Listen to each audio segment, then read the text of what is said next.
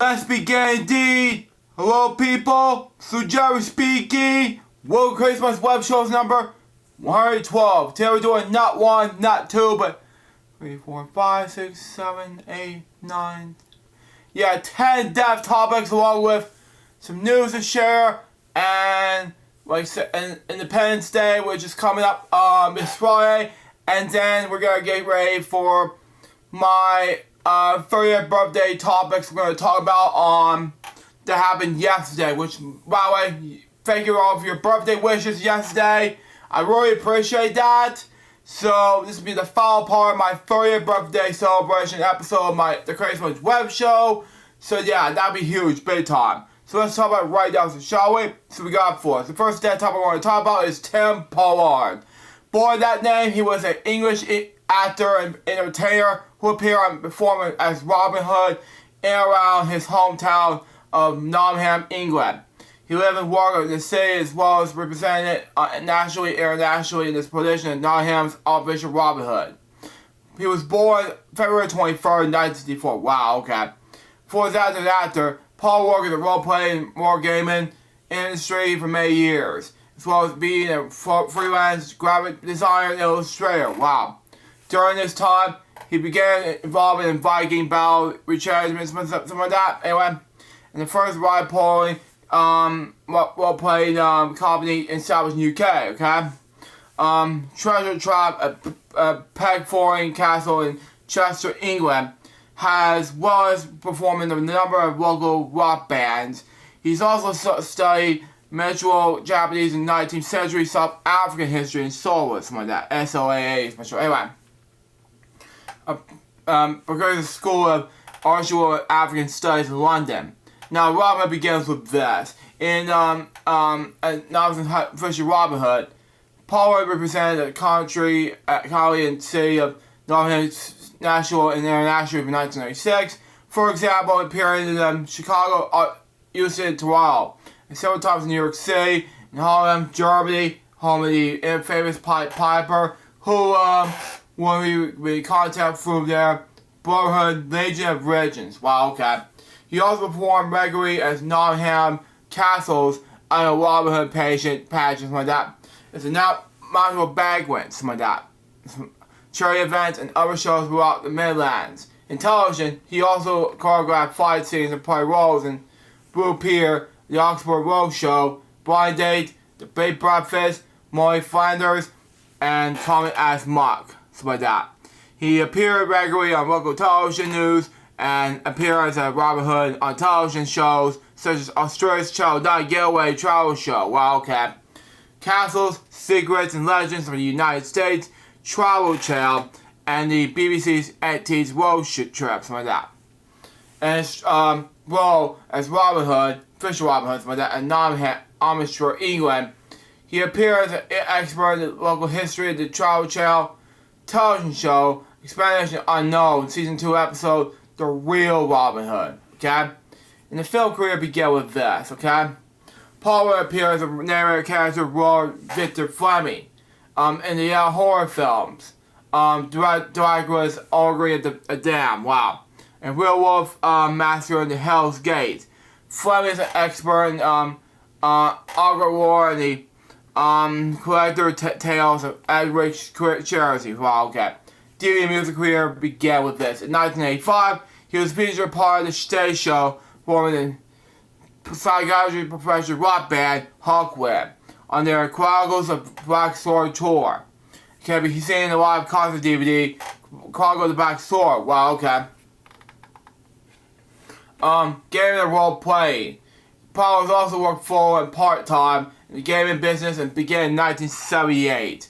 He's also employed in Designs and Games Workshop and Garage Managers, the writer, editor, artist, and art manager.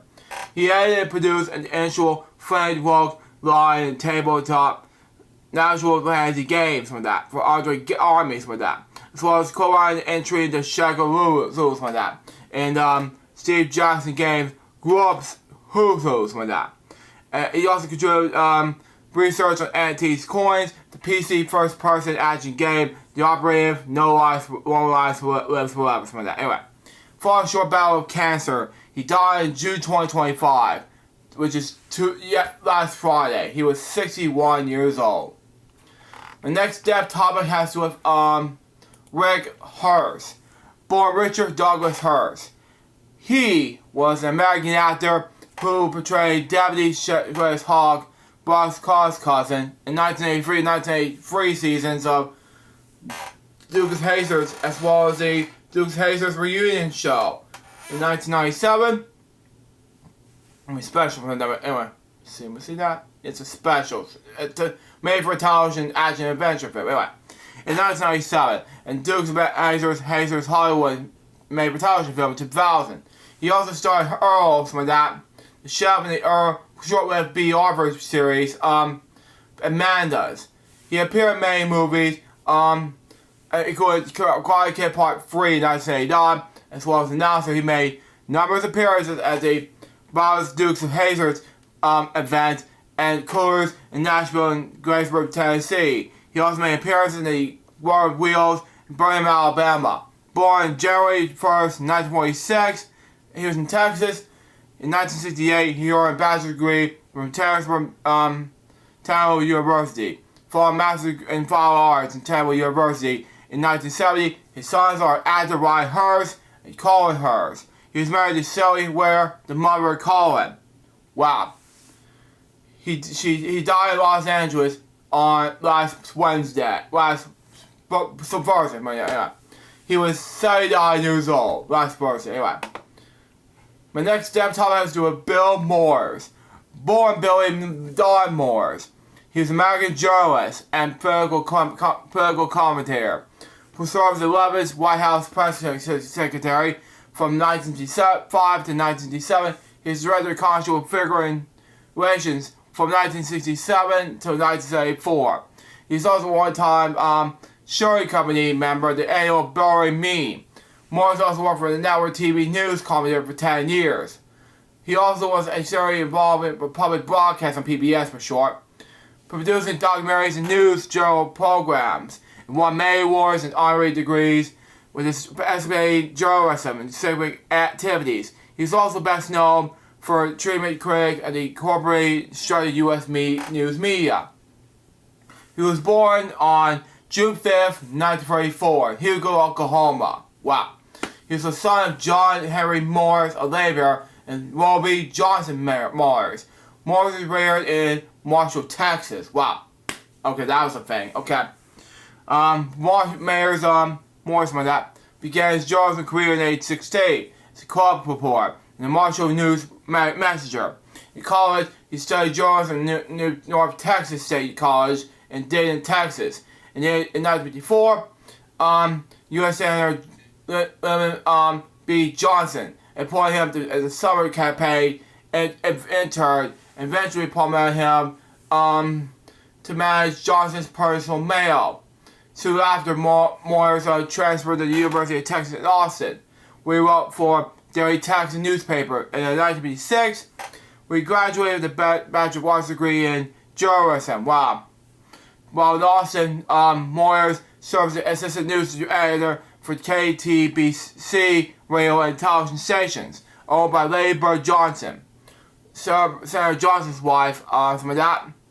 During the 1956 and 1957 year, he studied issues of church and state at the University of Edinburgh in Scotland as a Royal International Fellow. In 1959, he completed a Master's of Environment degree in the Southwestern Baptist Theological Seminary in Fort Worth, Texas. Anyway, Morris serves as the Director of Information while attending SWBTS.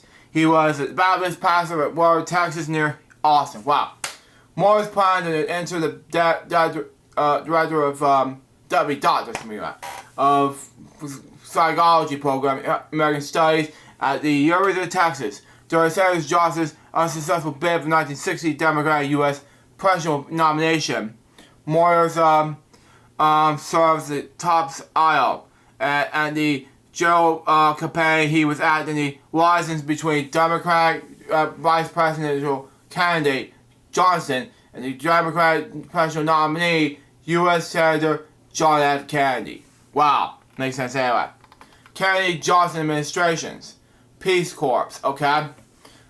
Peace Corps was established by President Kennedy by Executive Officer in March 1951. But it's up at the top of a Sergeant Schreiber and Bill Moyers to find the funding through exactly establish the organization. The Peace Corps Act was signed by President Kennedy on September 22nd, 1981. And Sarge Scott Schreiber reports that Peace Corps legend that is between Moyers and Schreiber be personally called an early single member of Congress. With 25 years later, the creation of the program, Moyers said, "We knew that from the beginning that the Police Corps was not an agency, program, or mission. Now we know that he's something knows to live or die for it. So that's a way to be in this world. So that 50th anniversary, so the Peace Corps Giants, hosted by the National Archives. Moore said, the years we spent in the Peace Corps were the best years of our lives.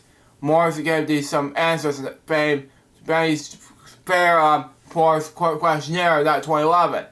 He served first in the Associate Director, Public Affairs, then Sergeant Schreier's Deputy Director before becoming Special Assistant to President B. Johnson in November 1983. Makes sense anyway? Then the Corporation for Public Broadcasting began with this, okay? Moyers was a key player in the creation of a public broadcasting system, public broadcasting service, but years later, anyway.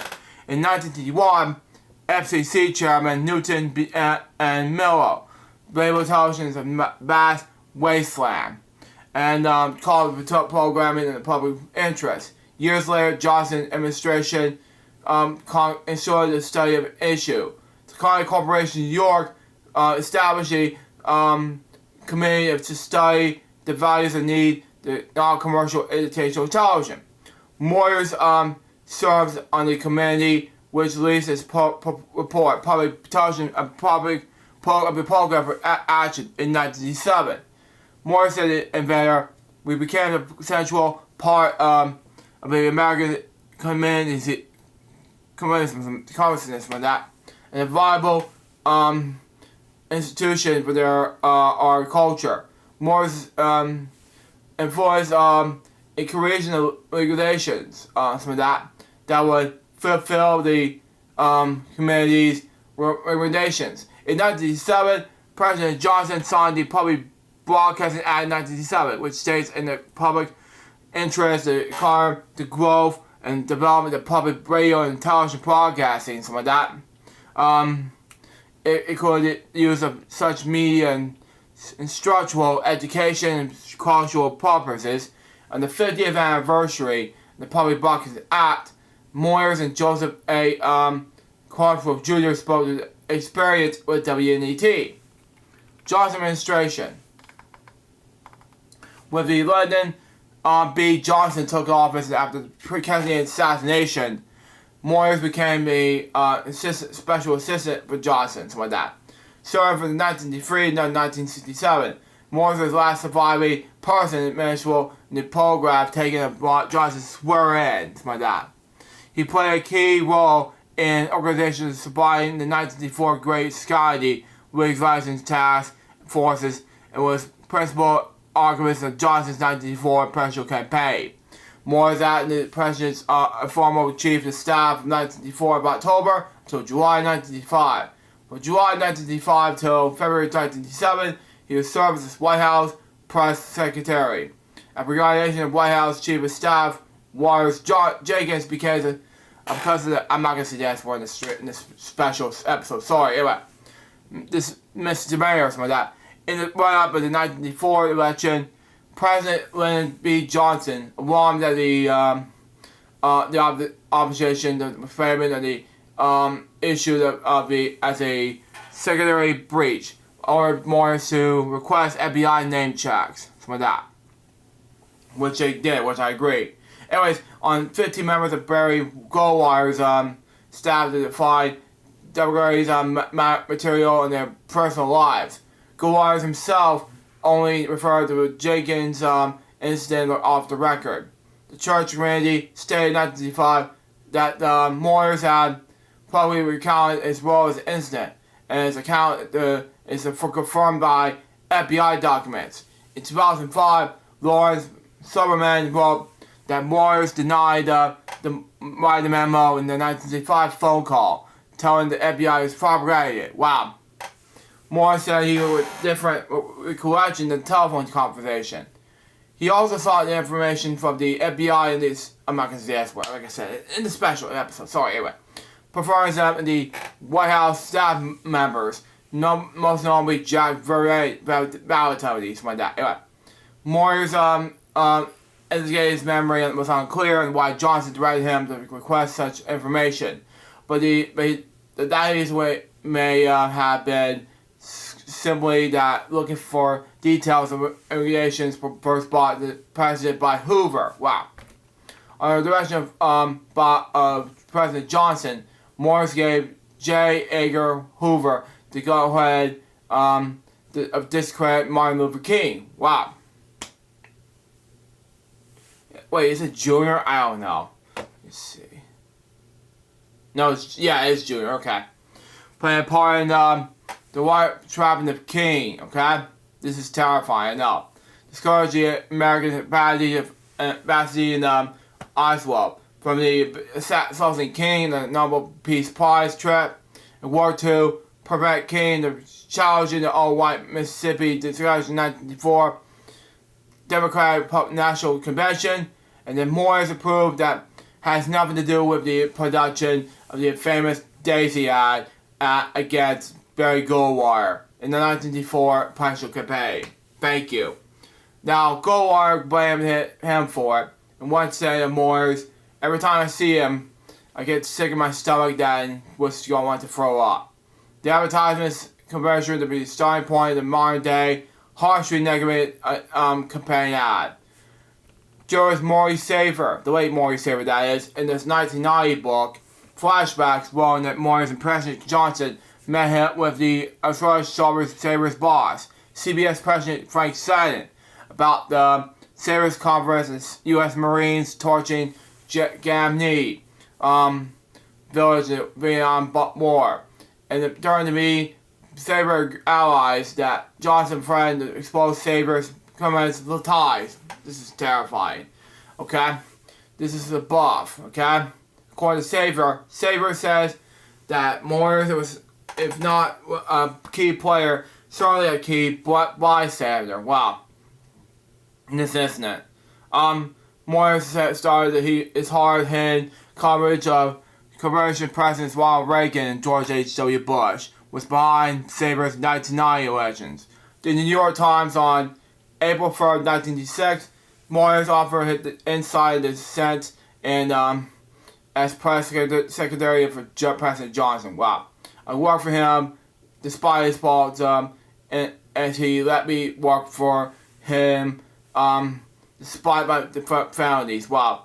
On May 18th, 1986, Secretary of Defense Robert Madama gave a speech in Montreal before the American Society of Newspaper Editors entitled Secretary and Commentary Wall, in which he criticized many of the aspects of U.S. defense policy. Lyndon Johnson was reportedly furious with Madama's speech, and the directory discovered that Moyers as clearly was a factor in Moyers' every departure. Wow, this is difficulties, I know. In October of 1967, Moyers told an audience in Cambridge that Johnson would solve the war in Vietnam, that its major legacy, and as a result, it was insistent of victory of all costs, even in the face of publication. Moyers felt that such a conclusion of the conflict was tear the country apart. I never thought the situation would arise when we wish for a defeat of LBJ. This is difficult to know. And that was make my current state of mind that all the more painful for me. He told them, I would have to say now, it would be dependent on who his opponent is. The full details of his rift with Johnson were not made public. However, the Oval Office tape was recorded following Johnson's public announcement that he would not seek re-election on March 31st, 1988. Suggests that Moyers and Johnson were still in contract after Moyers left the White House. Wow. Moyers even encouraged the president to change his mind about running. This is difficult, isn't it? Now, his journalism career began with this, in Newsday. Now, Moyers served as a publisher for the Long Island, New York daily newspaper Newsday, 1967 to 1970. Anyway, Congress publication has been unsuccessful, but Moyers led the paper in progress direction, bringing the leading writers such as Pete Hamill, Daniel Patrick Myers and Saul Bellow. Now new features with more aggressive reporting and analysts like that. Creation increased in the publication of won 33 major new journalism awards, including 2 Pulitzer Prizes. But the owner of the paper, Harry Greenbaum, was disappointed by the liberal drift in the newspapers under Moyers, criticizing the right-wing coverage of Vietnam War's podcast.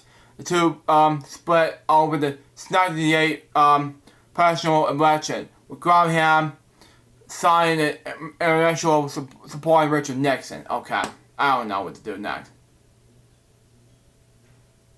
I don't know. Anyway, right-wing coverage of, I don't know. Coverage of Vietnam War protests. The two split the number 1998 presidential election with Graham signing an editorial support Richard. Okay, that makes sense. Anyway, with Moyers supported Hubert Humphrey. Wow.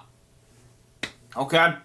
Graham sold his measly share of the Ben coverage Time Moore's Mirror company. Okay. Over the attempt of newspaper employees to block the sale. Wow. Even if Moyers offered $10 million more than the Times Mirror purchase price, Moyers resigned a few days later. CBS News. In 1976, Moyers joined CBS News, where he will be editor the chief correspondent for CBS Reports until 1981. Then senior news analyst commentator for CBS EB News with Dan Rather from 1981 to 1986. The last regular commentator for the network broadcast. During his last year of CBS News, Moore made public statements about declining news standards at the network and could decline the new renewed contract with CBS, signing comments for PBS. NBC News. Moore briefly joined NBC News in 1995. He was born anyway. I'm a senior analyst and commentator.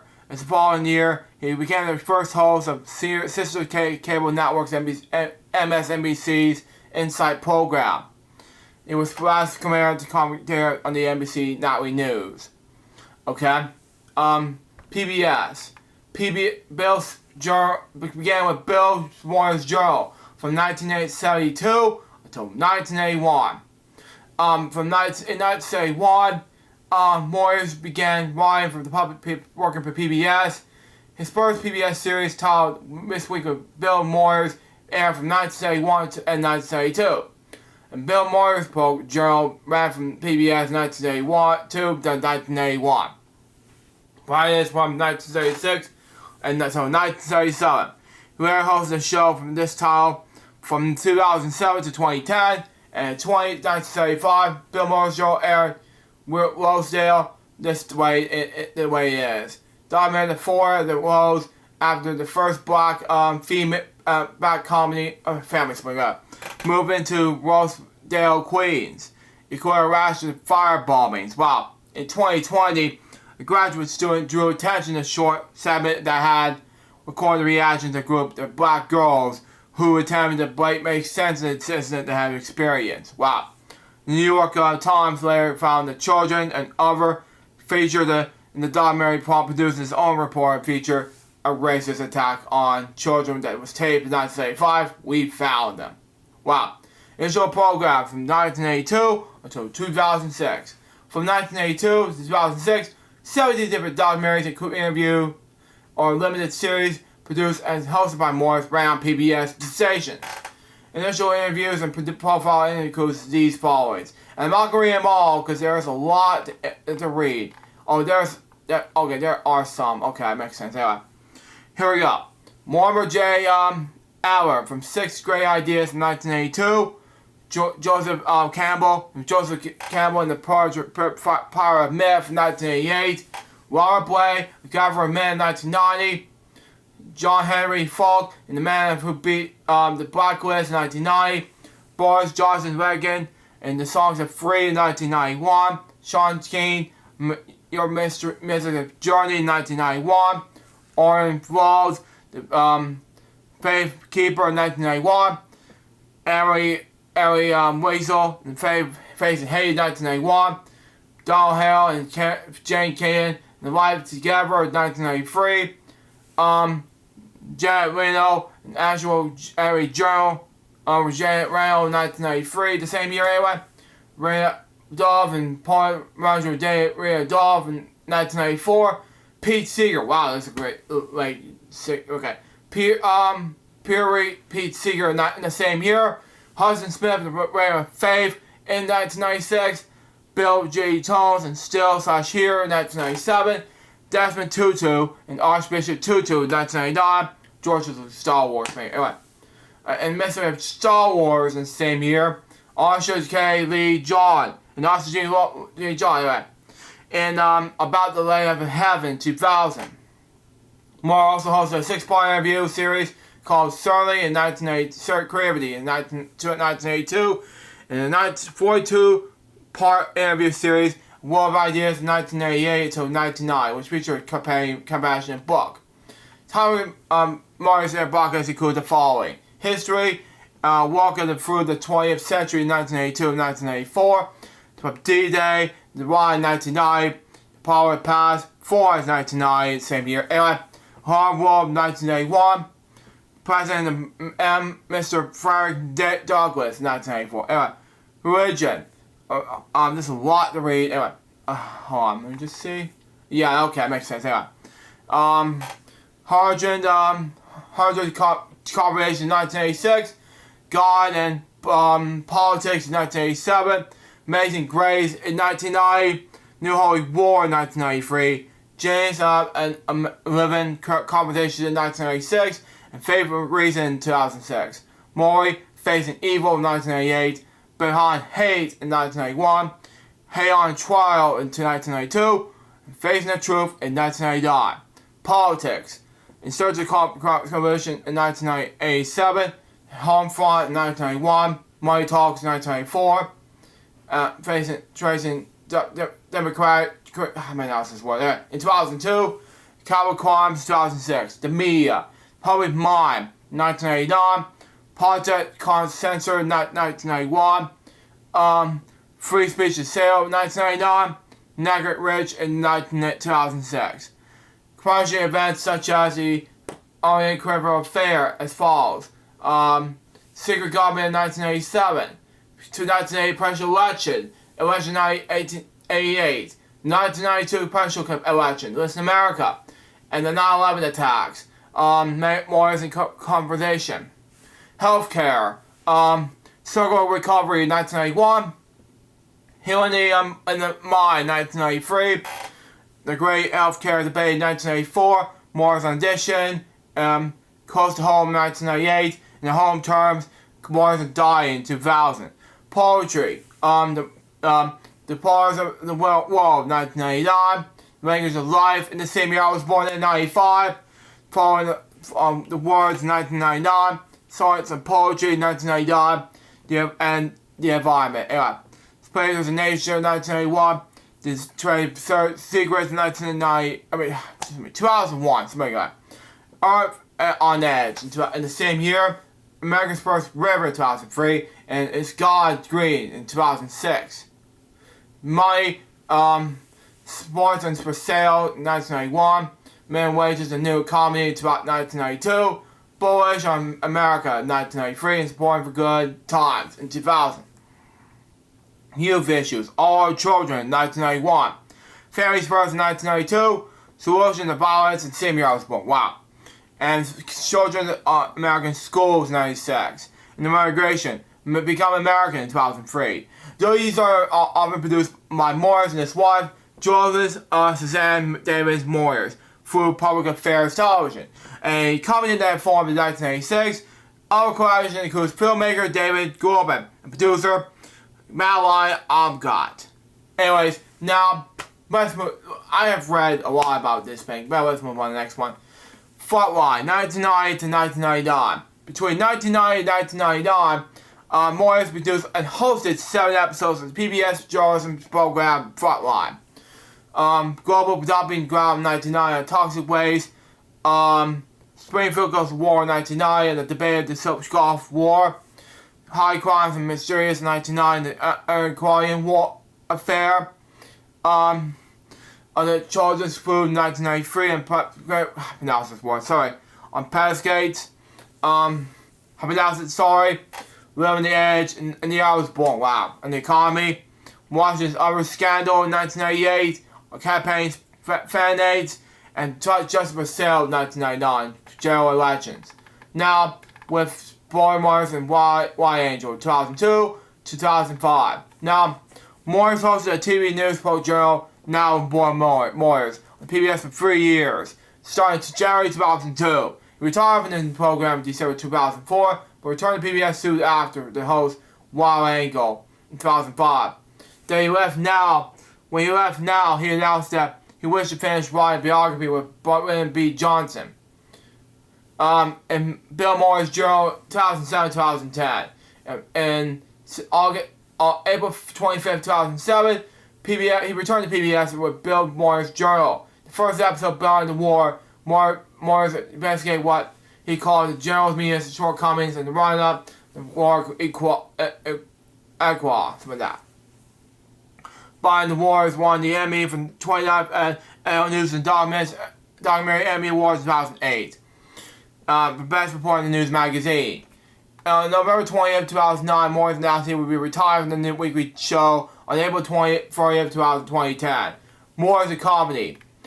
On August 2011, Morris announced a new hour-long weekly interview show, Morris, a comedy, which appeared on January 2012. In the same month, Morris also launched MillMorris.com, where he produced in a half hour. Morris and Company was produced by Public Affairs Television and distributed by American Public Television. The show was made heard on the renowned film department, a public media state mission to air news and views represented in commercial media. Anyways, the program concluded on January 2nd, 2013. Morris Democratic Podcast.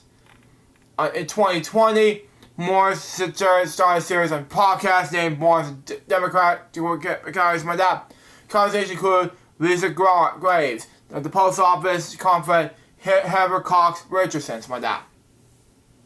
Anyways, how the South won the Civil War.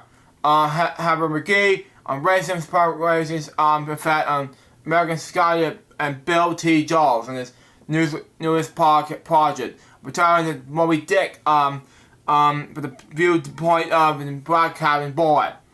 The series ended in early 2021, oh my god. The awards began with this, okay? In 1995, Bill Morris was inducted into the Television Hall of Fame. The same year, he also won the Walter Cronkite Award for exclusive journalism. He became a representative of the 2006 Lifetime Emmy Award for, anyway, the official announcement known that Bill Morris has responded upon his lifetime exploration of major issues and ideas are all the time in our own country, giving television viewers and informed progress on political and social concerns. Well, in fact, the scope and the quality of this broadcast has been on time again. And it's been that the National Academy, National Academy Television Arts and Science hired him the highest honor, that the Lifetime Achievement Award. Anyways, moving on. He had received 26 Emmy Award nominations, 13 wins, and finally every other major television journalism prize, including Gold Batons, like that, for the African Eye the Columbia University Awards, a Peabody Award, and the George Polk Creed Award, his first George Polk Award. The combination of the journalism economy is investigating report. He is a member of the American Academy of Arts and Letters, the American Investigative Society, from that. And has been represented numbers of award degrees, good and documents from the American Film Institute. In 2011, Myers received the Honorary Doctor Mary's Letters, LAHD for short, for Letters College. I'm not gonna go over this criticism, so but anyway, that's a whole lot to read. But anyway, okay, I'll read it now. I'm mere criticism. In 2003, interview with BunchSplash.com, Moore said the corporate right and the personal rights declared class war based on working people at the quarter of the century ago, and they won. Wow. He noted the rich to get richer, which already won't matter, and the rising white tides left in all boats. Instead, however, the inequality gap is the widest it has been since 1929. Wow. The middle class has been beside, and the working poor and the buried, keeping the heads above water.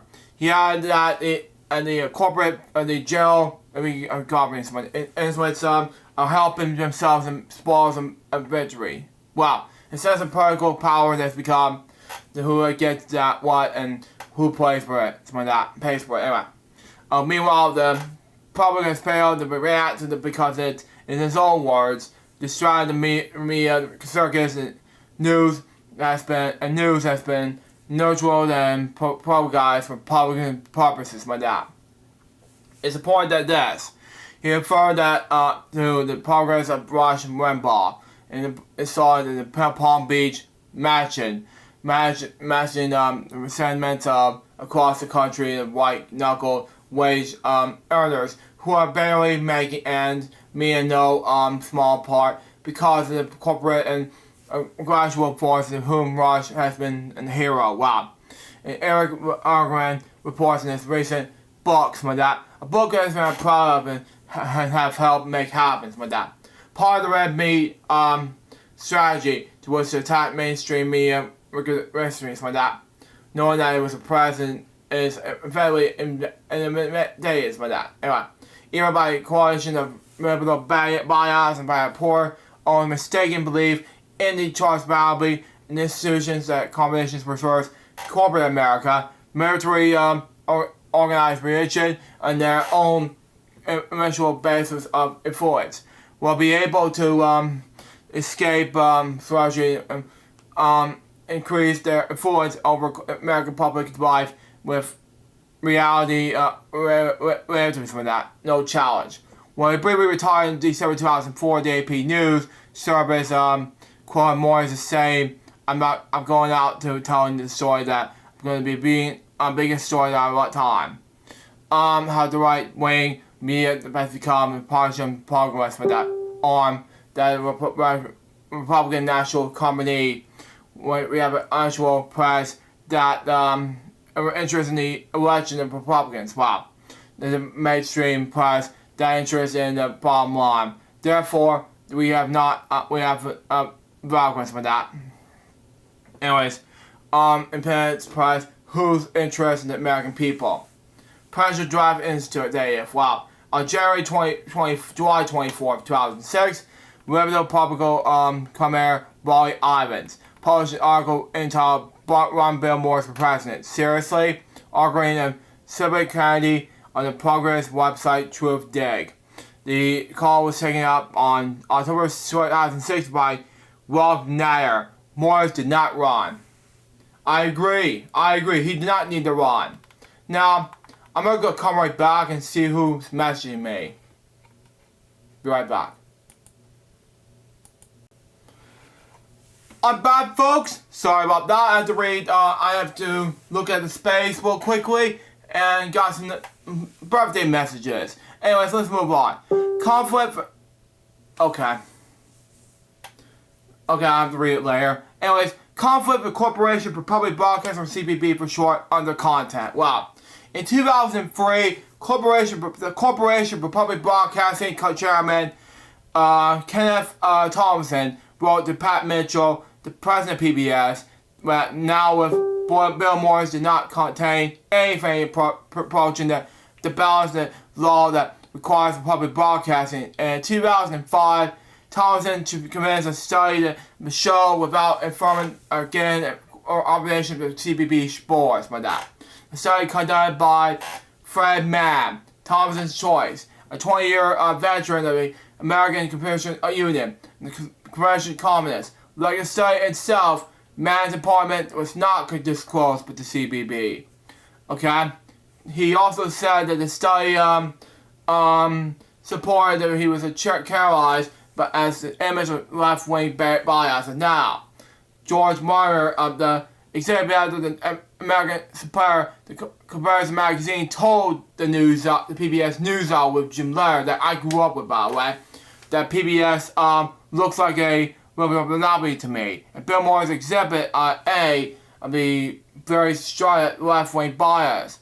Moore's used the show as a platform for which to attack Congress and Republicans. Wow, that's too much. Anyway, Moore's committee on the freedom of the press, with the vocal about the danger of the CBB chairman, referring with the program impedance. Okay, the PBS overnationalism and the free press, knowing that the probe taken in 2003, but the CBB itself found that 80% of Americans believe PBS to be fair and balanced.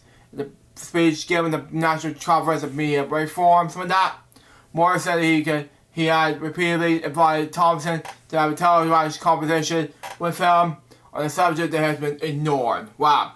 On November 3rd, 2005, he also resigned from the board, following by report the censure of the CBB Inspector General Kenneth Collins, requested by Democrats in the U.S. House of Representatives. The report, which found that Thompson violated the Director's Code of Ethics and security provisions of Corporation for Public Broadcasting and PBS, okay?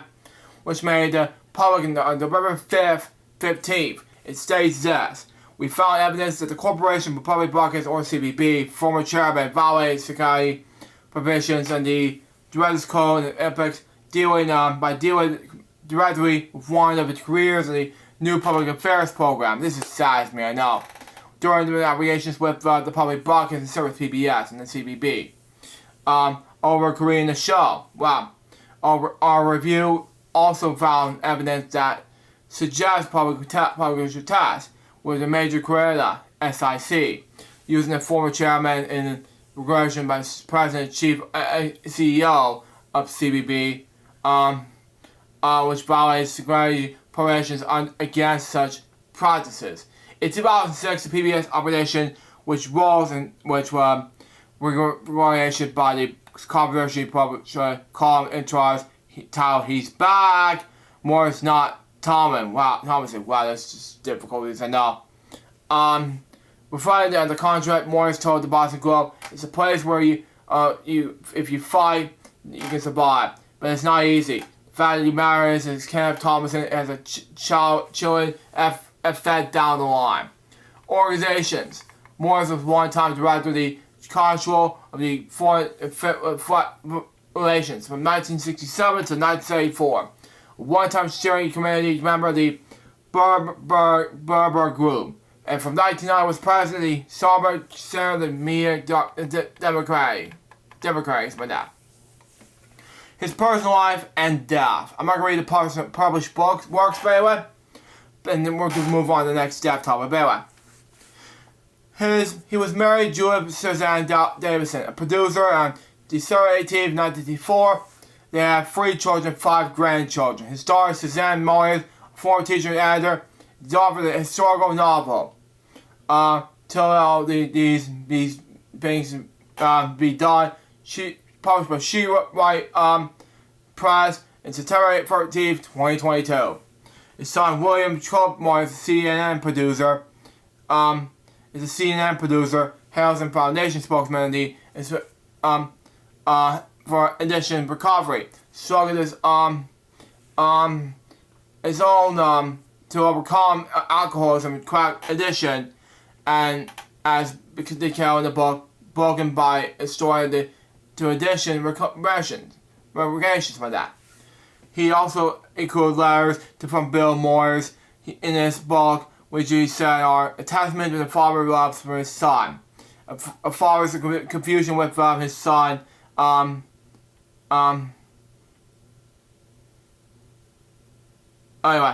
now I'm on. And Melody, a father's confusion with his son. Anyways, Larry struggled with perversion, unlimited addiction, and use of both suboxide medicine and traditional addiction recovery methods such as prior and 12-step meetings. As he described in the second book, Broken Open, with prior painkillers, talking about life and recovery. His other son, John Mowers, assists in the foundation of TomPayne.com. An online public affairs journal of progressive analysis and commentary. He lives in Burnsville, New Jersey from 2003 to 2016. On last Thursday, he died in hospital in Manhattan from commissions of relation to prostate cancer. He was 91 years old. On news of his death, Press Watch editor Dan Brookman, like that, called Moyers one of his greatest of greats, the nation's John Nichols, something like that. Commented at the Mel's media reform movement, something like that, which command of this dentistry to equally defend the sort of speech to the power, reporting that it exposes injustice, like that. Inequity, authorization, and militarism, something like that, was made possible to build some courage and industry during the Bush shade years. He's raised a banner when well around it.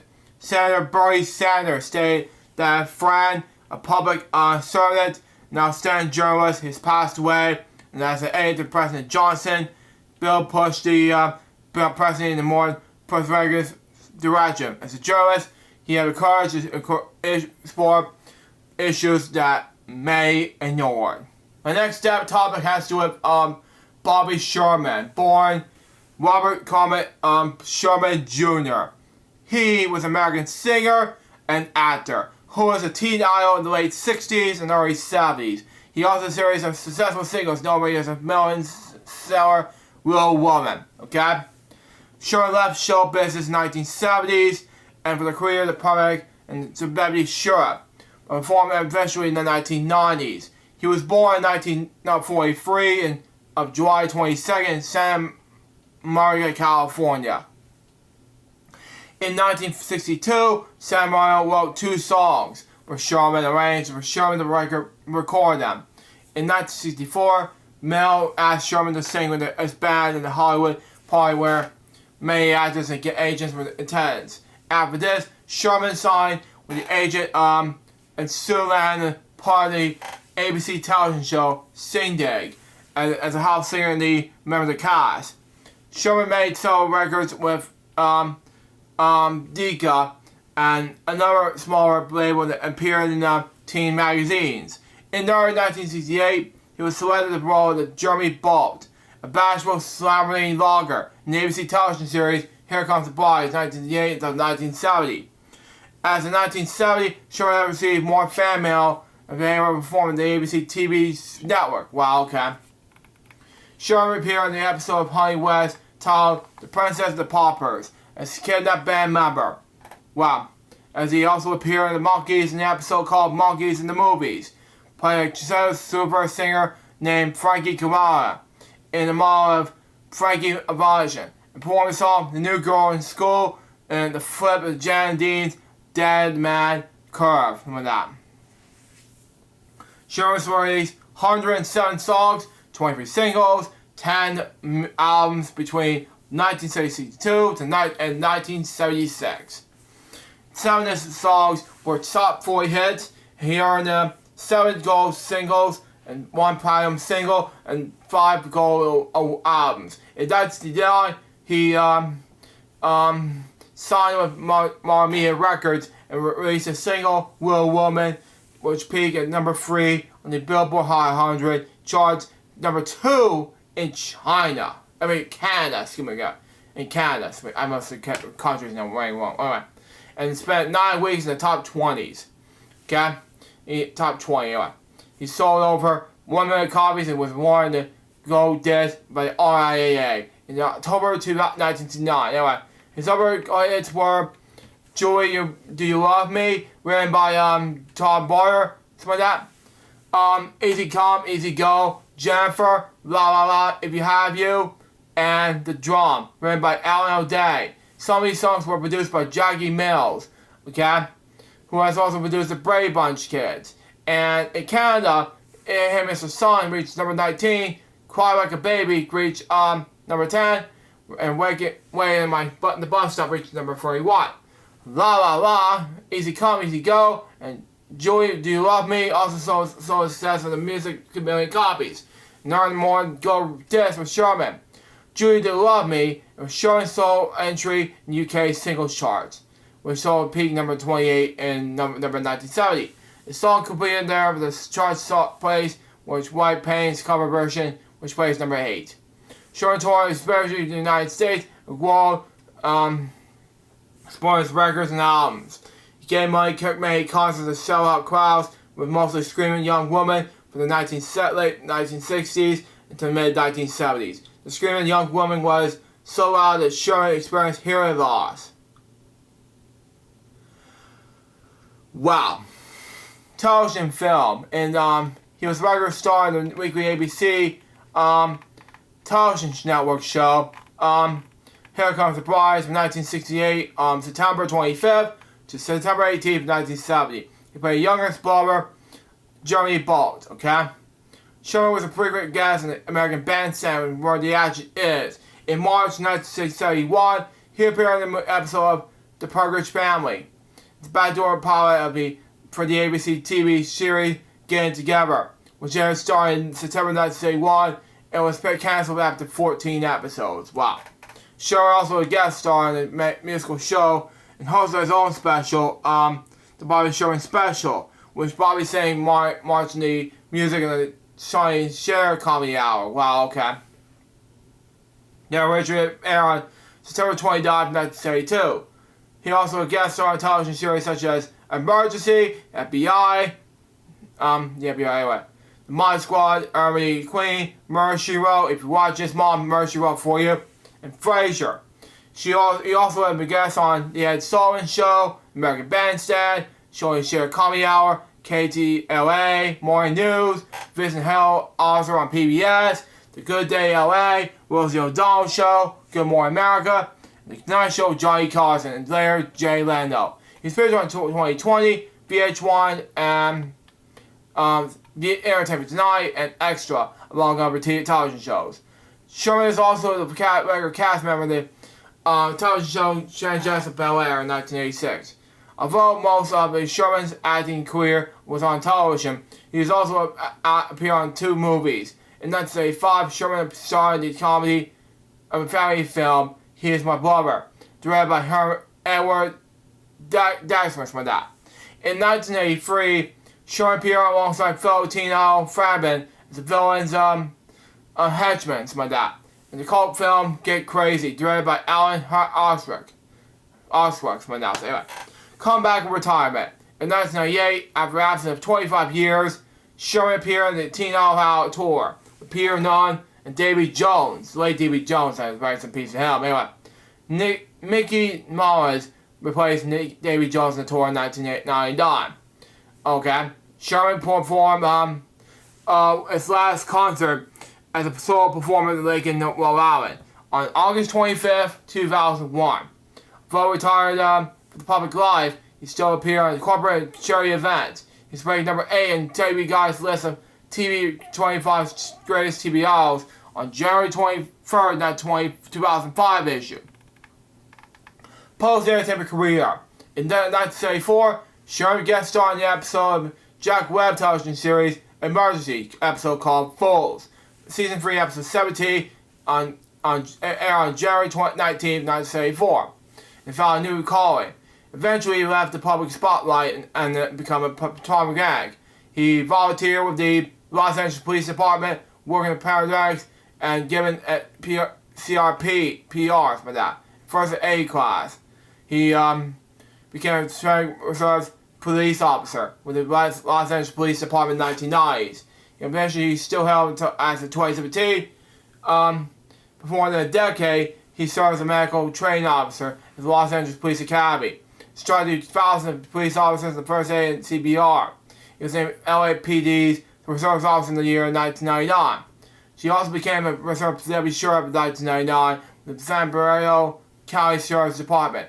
Continuing his CPR and emergency training, the new deputy hires. He retired in the Sheriff's Department in 2010. He and his wife co-founded the Rogers and Bally Sherman Children's BBSC's foundations.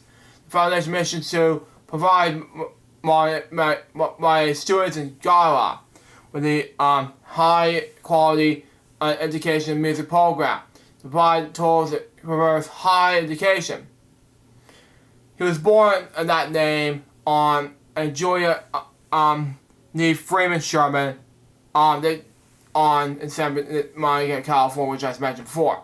He grew up in Van Nuys neighborhood in Los Angeles with his sister Doreen. Wow. Anyways, born to these parents, Robert Cabot Silver Sr. and Carla Nee Freeman Sherman. Anyways, his first wife was Patty Carmel. They coached in 2 sons before they divorced. Sherman married Bridget Paulin on July 18th, 2010 in Las Vegas. On March 2025, Sherman diagnosed with stage 4 kidney cancer was made public. He died at his home in Los Angeles on last Tuesday. Okay, that makes more sense. Tuesday, Wednesday. Yeah, last Tuesday. He was 81 years old. My next step, topic has with Mick Rouse. Born Michael Jeffrey Rouse. He was an English journalist, vocalist, and songwriter. He was a touring manager of the English rock bands The Hoople and Bad Company. Despite not being a constant member, he appeared on every studio album released by both bands. Wow.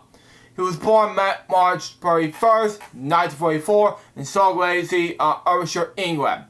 Okay? Makes sense anyway?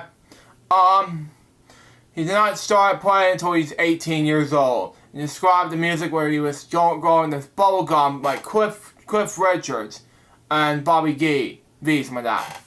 He began his career playing with Blue Rock's band called The Buddies. He received a single with The Buddies in 1964 before joining the Bob Doc's Thomas group in 1966. At the debut album, the band changed its name twice. First to Solace in 1968, then Mock the Hoople in 1969. Rouse remained in the band until 1973. He left soon after they achieved the commercial breakthrough with the David Bowie produced album All the Young Dudes.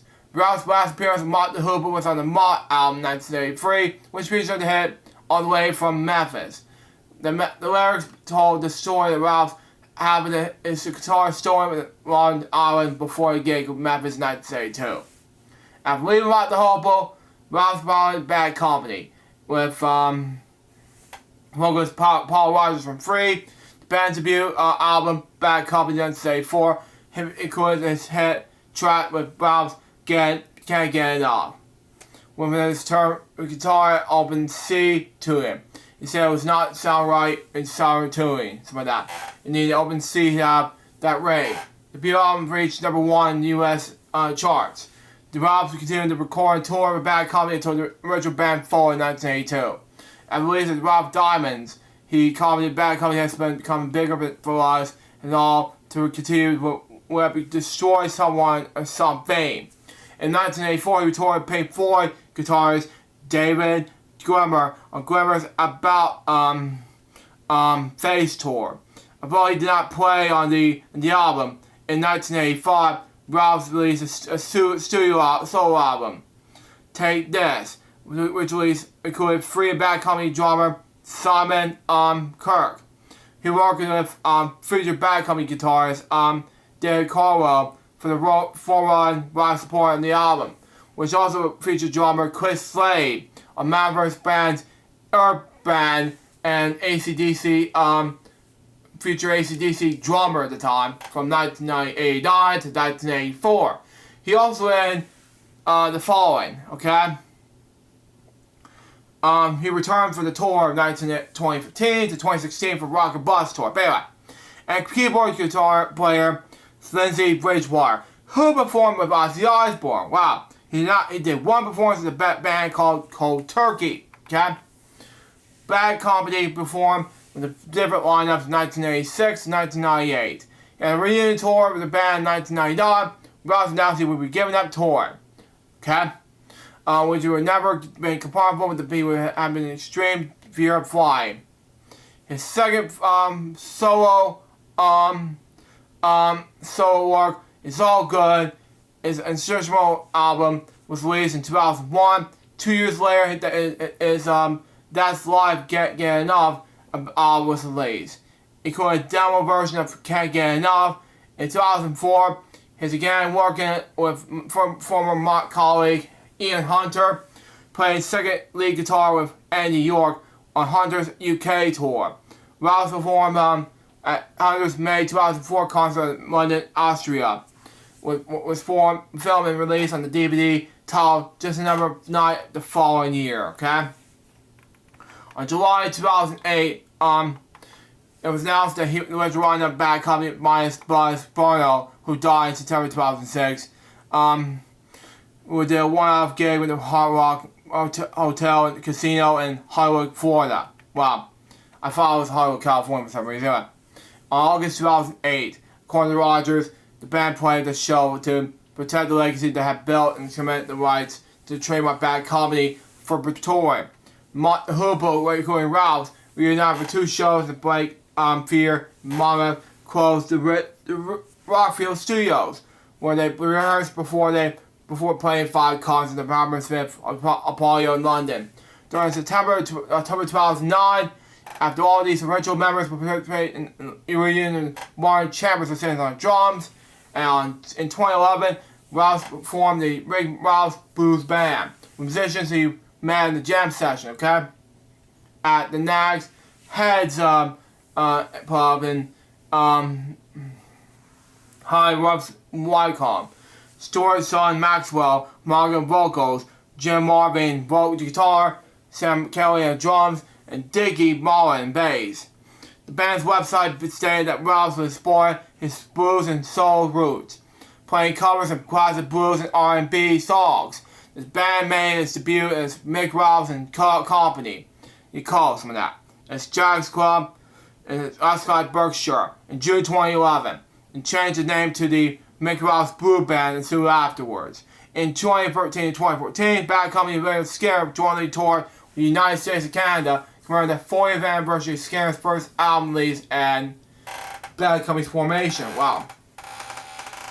In 2016, Bad Company announced a U.S. tour with Joe Walsh. Rouse said that he will not participate in this tour, but that Rich Robinson of the Back Crows will stand in for him. In June 2016, the group announced the UK arena tour with special guest Richie Somebody and Arena, something like that, coming in the shows in London's O2 Arena on October 29. Rouse rejoined the band in the duration of the tour. After the band's concluding performance in London, it was reported that Rouse was hospitalized and was suffering a stroke. He never returned to the band. His lead guitar parts were played by second guitarist Howard Lees, and keyboard parts by Rogers. Personal life and death. His first marriage ended in divorce, but he was survived by his third wife, Susie Carvis, and with 3 sons and 3 stepchildren. He spent his last years in his life in bedridden after a stroke and died at Care Cat Factory, hanging on Fame's Orchestra last Monday. He was 81 years old. My next step topic has to be called Joe Martiro. Born at Joseph Anthony Montreal.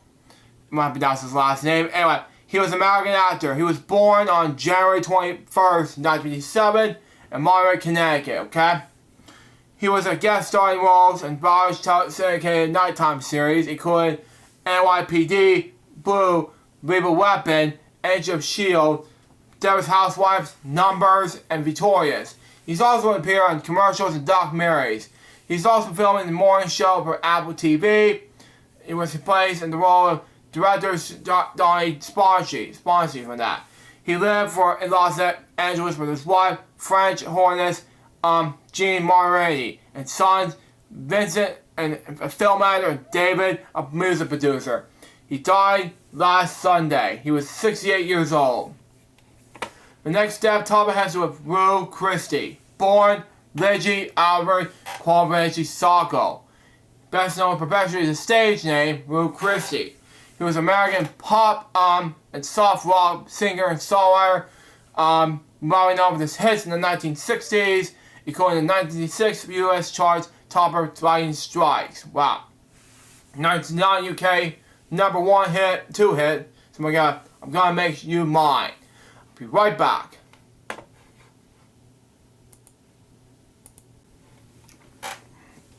Bad folks, sorry about that. It wasn't thinking straight, but of course, getting some water and of course, do some things random. Anyway, let's get back to the show. Anyway, he was born on February 19th, 1943 in Glenwood, Pennsylvania, something like that. And grew up in suburb Pittsburgh, Pennsylvania. Excuse me. Anyways, while attending Moon Area High School, something like that. Anyway, he studied music and voice. Served as a student conductor in the choir and sang solos in the holiday concerts, something like that. His teacher, Frank Cummings, wanted him to pursue a career in classical music, but Sacco wanted to cut a record to get a good excuse me. Anyways, to get on the American Bandstand. In age 15, he befriended Twyla Herbert, a classically trained musician 20 years a senior. Wow, okay.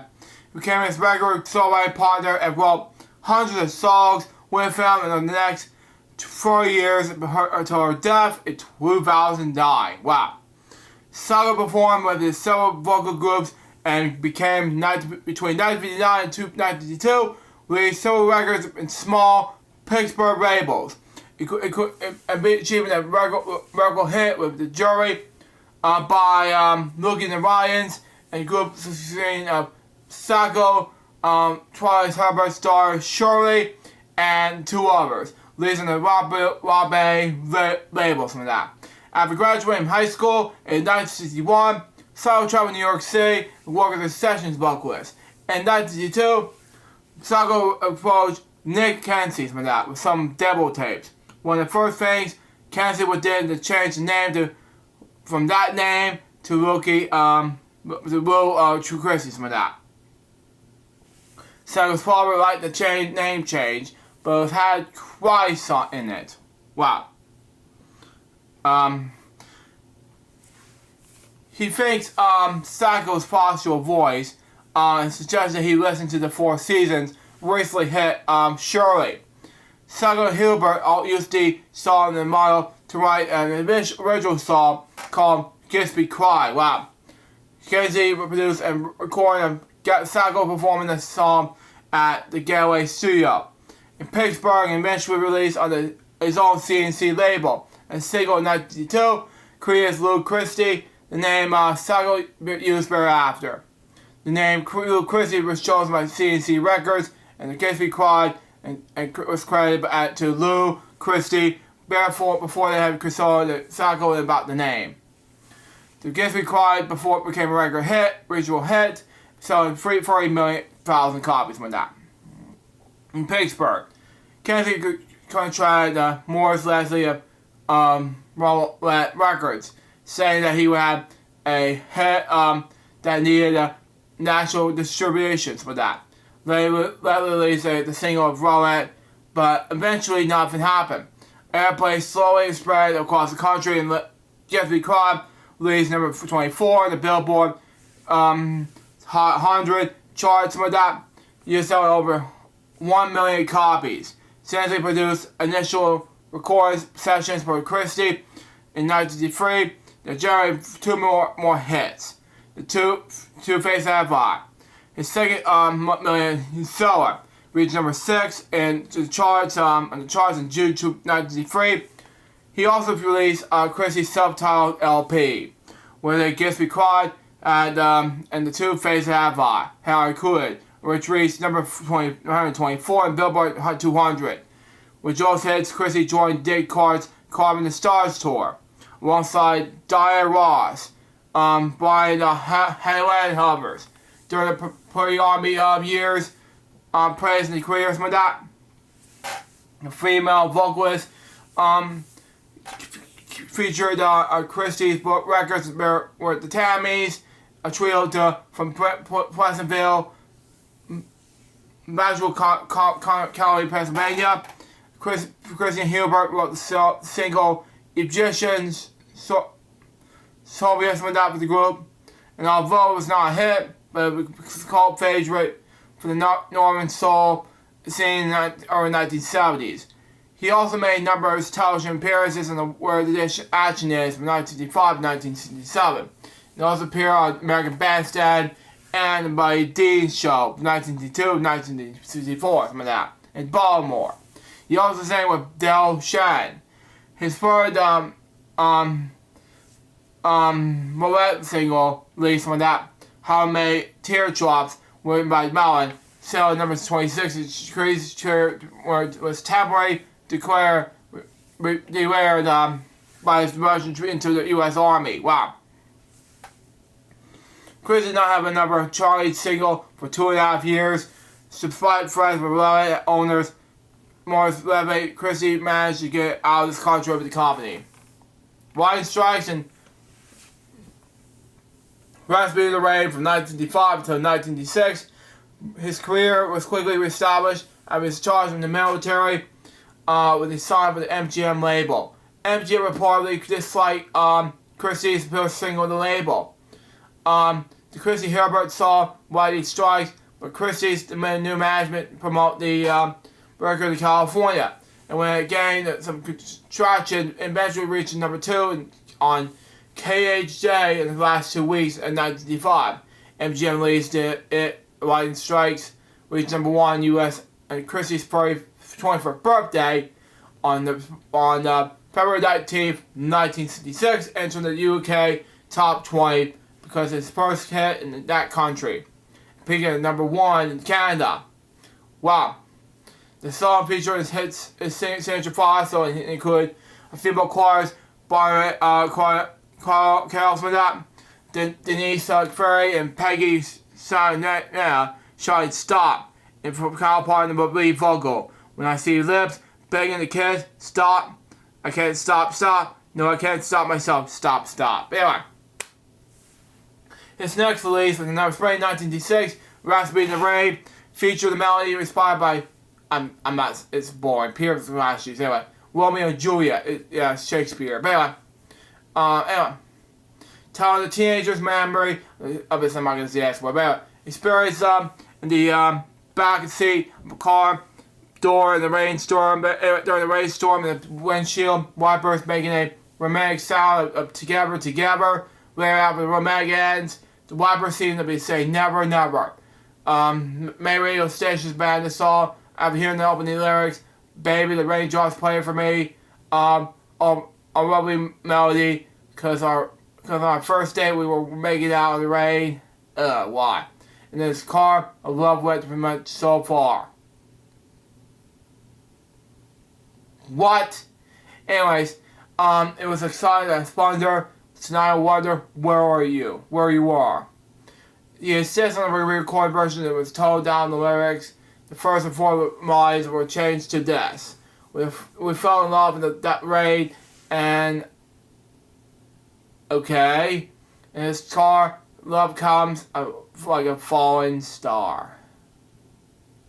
Seriously? What? Okay, move on.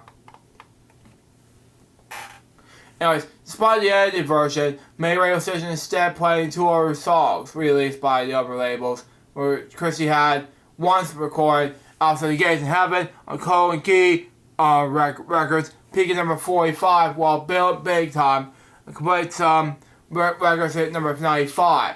All three singles hit nationally with three weeks on one another in March 1966, while Lightning Strikes was falling down the chart. Wow.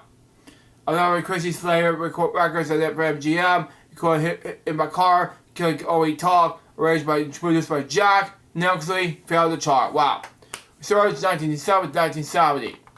Okay? In the late 60s, after being dropped by MGM, Christie had a fruitful stint with Columbia Records. Christie recalled that Columbia was mainly searchers and grooming Christie to be another beach party actor in the vein of Frankie Alvin. But Christie believed that the genre was going out in style and decline. But he then joined Bud Records in 1998, a move of apartment that his business partner Shannon Pauly and bubblegum music record producer Charlie Ramo, some of that. He has a surprise wall sound concept of a tempo hit I'm Gonna Make You Mine, which brought him aboard in the early album 1999, helped by backing vocalist Linda Scott, Leslie Gore, and Bobby Simpson. And by two prominent vocal videos just slightly different from each other. The song peaked number 10 in US, but climbed to number 2 UK single chart and thus became his biggest hit there. Wow. Anyways, the whole follow-up. She Sold Me Magic. Never released in the single in the US. Charted in the UK where the peak number 95, number 25 anyway. And in Japan it reached number 1. And later covered by Elton John. Wow. Personally, You Are Going to Get Sunshine. Only charted in America. Reached number 73. Wow. Their career, and Christie spent in the early 1970s between London, New York City, and in 1971. He released a concept album called Pay American Love, regarded by some, including Christie himself, as his best LP. Wow. And married former UK beauty queen Francesca Winchfield in London. In the US, he recorded London Lion Sleeps Tonight. Wow. But after a dispute between his managers Sam Bowie and Neil Barger of Build-Up, Christie's vocals were removed and replaced by supposedly similar Saudi Robert John, where both became a major hit. Christie also was partially involved in the legal issues of the Five Bars management and comedy set up by Bowie, which cleared the suicides of Badfinger members Pete Ham and Tom Evans. Wow, this is difficult to know. By this time, Christie had grown tired of his history, managed his career in singing for WebShow. He returned to the United States and lived in the time-rate Fort Charles, Louisiana. In 1974, he tried the musical style, going country in this album. Lou Christie, this time was also known unofficially as Behind the Blue Horizon. And his best-known track, a cover of this hit from 1930, written from the film Monte Carlo. This song missed the country charts and only made number 8 in the pop charts, managed number 12 on the adult commercial charts. The song have also been used in several film soundtracks, including 1988's Rain Man, Madame. Spring 1978, he also returned home from Pittsburgh to head the upstart record label 2001 Records. Branch of 2001 and VIP nightclubs right nationwide. While visiting local friends in the Staircase Lodge, he also heard a local group, Sweet Breeze, and loved the band's harmonies and music. He also signed bit band Sweet Breeze to their first recording contract in the band, recording a song written by Christie Hubert called Summer of Malibu. Okay? That was a ritual hit for the band. His apartment in the income during the period by taking a job as a truck driver. He became active in the oldies career in the starting 1980s, scoring the final U.S. chart hit, credits Summer 1981 Melody, by the Criticism band featuring Lou Christie in 1981, for a melody of Beach Boy classics. Wow. In 1986, he recorded a duet with Wesley Gore, and the melody of Since I Don't Have You is only make believe, with Manhattan Records, and division EMI America. The two singers were touring together at the time, and the song was released on only a one-off single. He is also credited as a single music collaborator in the movie Barcelona. Anyway, released in 1994, he and Mark Sarzo wrote the song "Breaking Up," which Christy performed, and which is included in the soundtrack album and the film. In 1997, something like that. Anyway, Christy recorded his first all-new album in the 70s.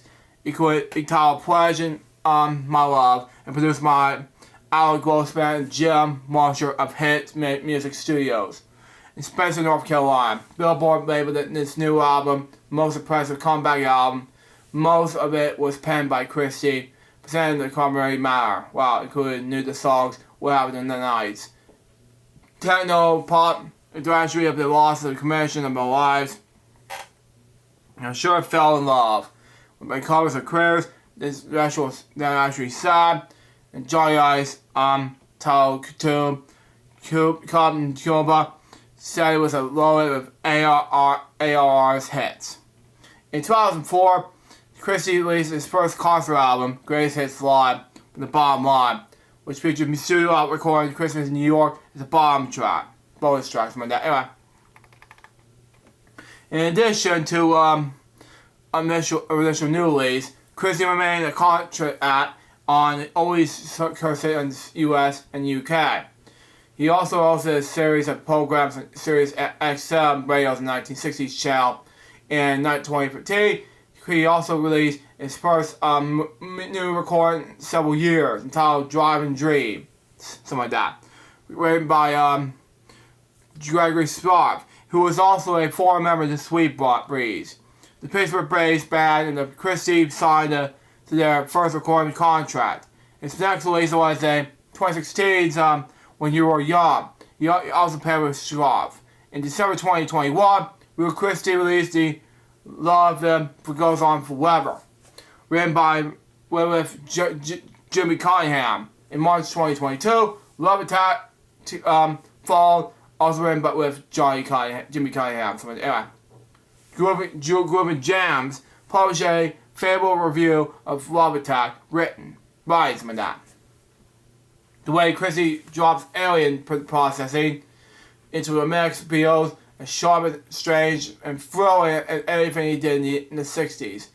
He also succeeded Bobby Rydell as a member of the supergroup Dick Fox Boogaloo Boys. Also reached 1950s T-Dials Frankie, Alvin, and Fabian. After Rebel's death in 2022, Christy maintained the ability to sing Foxwell well into the 70s, which has made him a popular act in his oldies circuit. He died of cancer in Pittsburgh, Pennsylvania on June 18, 2025. He was 82 years old. The next step top has to with Sam the Wheels, born Thomas Constantine Salman. Best known for that name, Sam the Wheels. He was a filmmaker and bicycle repairman. He was born on April 13, 1927 in Jamaica. As a young man in Jamaica, and he ran a bicycle shop. Upon moving to London in November 1957, his first job was a Clodburn shop in Robin Mayer Street and later Harrisburg Cycle Company. His time at work began with this. He was a self-taught filmmaker, okay? And he filmed hundreds of hours of footage covering community life in South London. However, although he was not widely recognized until 2021, he began filming in 1959, the year my dad was born, anyway, and to find a projector. Originally, he filmed a way to send updates to his new family in Jamaica. His early films were mostly at church services and musical performances. As he developed more skills, he added raw footage in short films, and voiceovers, music, and footage from the other sources, producing a colleague effect. His films were covered the establishment of the first black church in Brixton in the 1960s, and the Brixton Australia in 1981. During specializing he used a concealed camera to avoid police convictions. Anyway, he also continued to film in the later years. These films was also been shown in Brexit cycles. The Barbarian centuries with that cinemas and the autograph gallery. He presented at the 98 Gallery, Brixton, England, something like that. And in 2024 New Year's honors, he was appointed the officer of the British Empire, OBE for short. Anyway, for service and cultures of the black community. That year, he's also received a Lifetime Achiever Award for the National Diversity Awards. He was married. He lived on Mountain Road, Brixton, London. In the later years, Chapman was bicycle minister. After retiring, he ran a bicycle repair program at his home.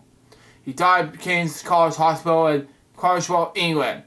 On June 18, 2025, he was 98 years old. He was survived by his wife Doris, 5 children, and 10 grandchildren.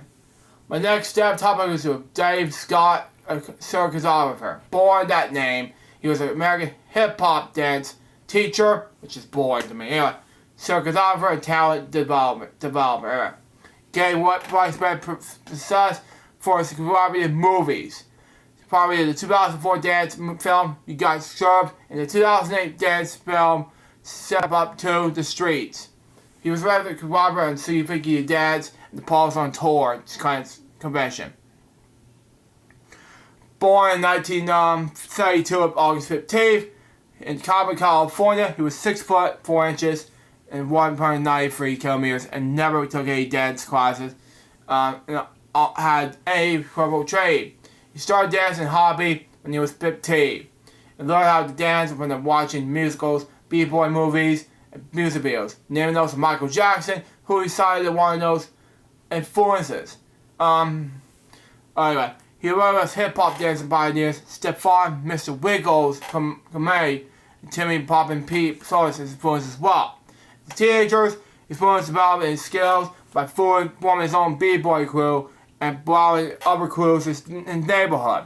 After graduating high school, Scott attended Weber State University on a basketball scholarship where he earned an associate's degree in business.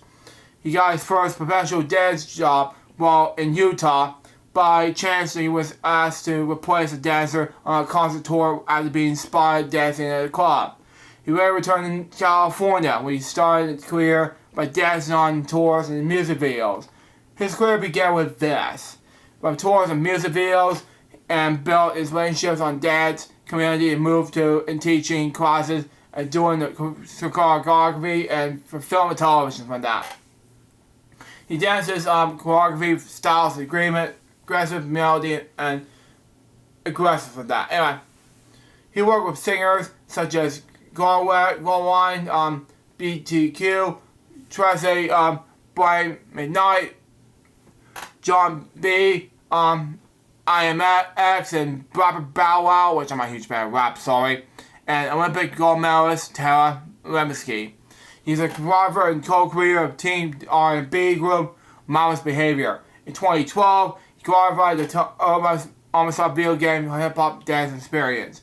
He was alongside Gibson and B-boy David Sharman. As of May 2013, he was manager, judge, and dancermag.com. Wow. As the website that hosts monthly commercial commissions. His film career began with this. In 2001, Scott formed the teen LIB group B2K, something like that, and served as their choreographer and stylist. When the group he went on to choreograph the movie You Got Served, which featured all 4 singers in the primary roles, and in 2004, he won American Choreography Award for Best Choreography in the Film. Following the success of the movie, he released his instructional dance DVD, You Got Served, Taking It to the Streets, which teaches viewers how to do the dance routines. Okay, I got a message coming back.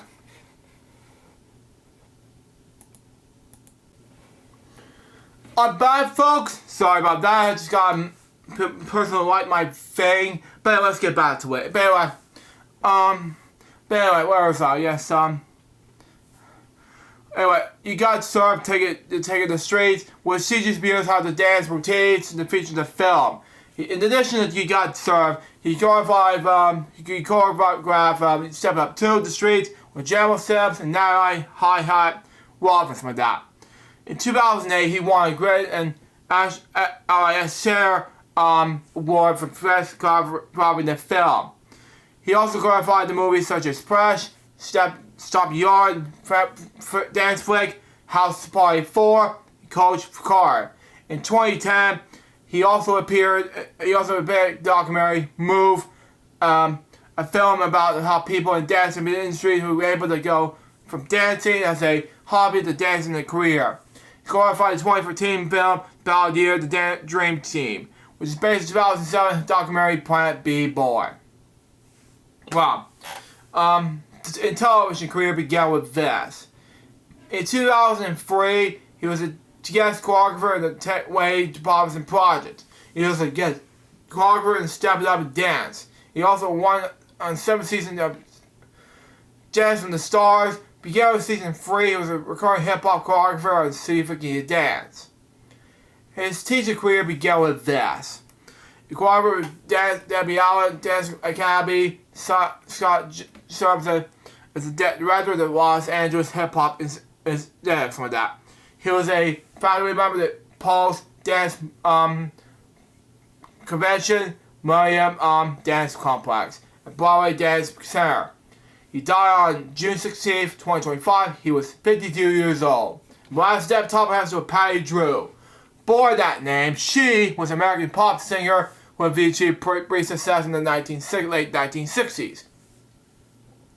Born in Nashville, Tennessee, raised in Nashville, Tennessee, and Alvin, Illinois. Born on December 29, 1944, where she was sang in church with her sisters, Lorraine and Irma. Drew's mother worked in the Cowboy Records promoter with her Drew and his sisters sang the church service and signed the groups of the Drewvilles. When they first recorded Tell 'Em, which was written by Colin Black, not to confuse the Tell 'Em but Exorcism with that, featured Black on the record's same bass. The single released the local pop and R&B bit in 1994 and scrapped the lower part of the Billboard charts and single of the year. 2 follow-up singles also charted in 1994 did well in Chicago. It's My Time and All I've Known. By 1965, the group had broken up. Signed as a solo artist to Quill Records in 1985. The same year, Bela soon after moved up to Capitol. Issued a new recording of Tell 'Em after it was first one of the 3 charting singles at Capitol. She released 4 albums before leaving the industry in 1981.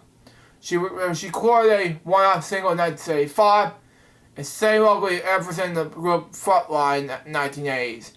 She died on June 16, 2025. She was 80 years old.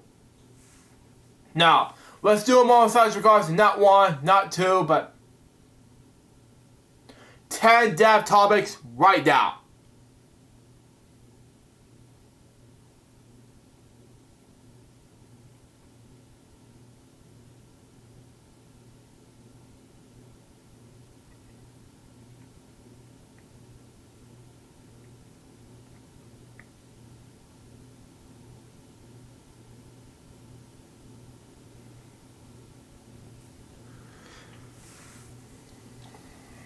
Thank you. Rest in peace, these 10 people. Now let's move on to the some other news to share, and that is of course Blue's Clues star Steve Burns to launch an adult-focused podcast.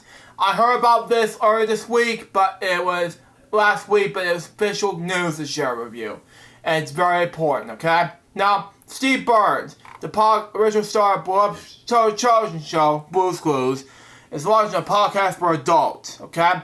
The former host of collaborating with Lemonade Media on the audio podcast, dubbed Alive with Steve Burns. Burns, 51 years old, mystery roles to pay, while also Nick Williams' Blue's Clues, the mystery show for preschool-aged kids. From 1996 to 2002, it could be basically it would be basically what we always done, Burns said June 25th video announcement. It used to be about shapes and colors and letters and numbers and vegetables and stuff. He continued. but now it's going to be really about death, and I'm not going to say the S word, sorry, and taxes, and everything that makes it so weird and wonderful to be alive. Okay, that makes sense anyway. Now, the podcast will continue to be started decades ago, Burns said.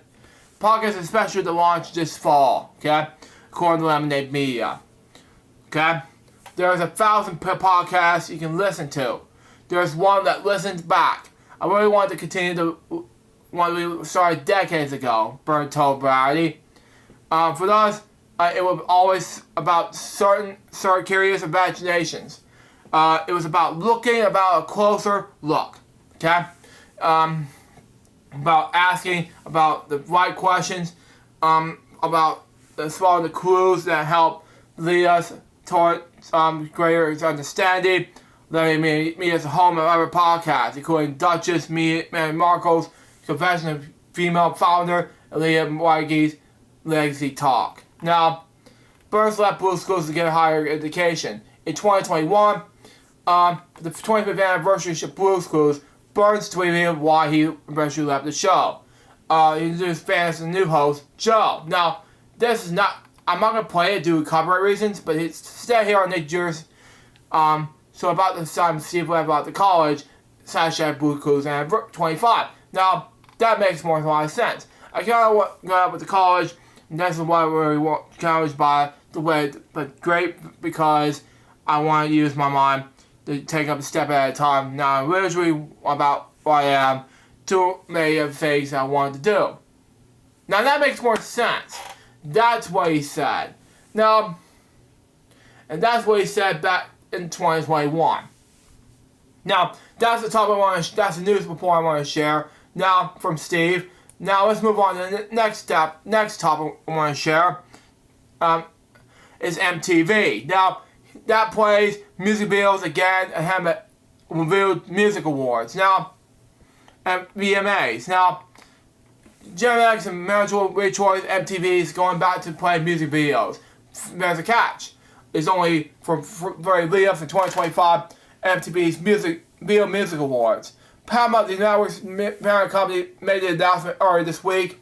It's called the first week of 24/7 music videos across MTV2, MTV Live, and MTV Classic, both classic, current, and provide with brands RDMA reimagined the classic today's audience. Wow. Press release explained past VMA winners, allegedly MTV's personalities, will return to create and spotlight their 7 favorite music videos of all time, offering fans an eminent glimpse of the music videos that shaped them. Wow. For years, fans of the network will have pleaded to return to the ritual format of non-stop music videos. Over the past 20 years, MTV has gone from music to reality television series like Long Island Beach, My Super Sweet 16, Teen Mom, which I hated that so much, sorry, The Hills, and more. Now, when you tune into Mid-Network, you're most likely to catch an episode of Ron Dominic's comedy series, Ridiculousness, yeah, that was funny, or the Risley-based documentary series, Catfish, that one I never heard of, sorry.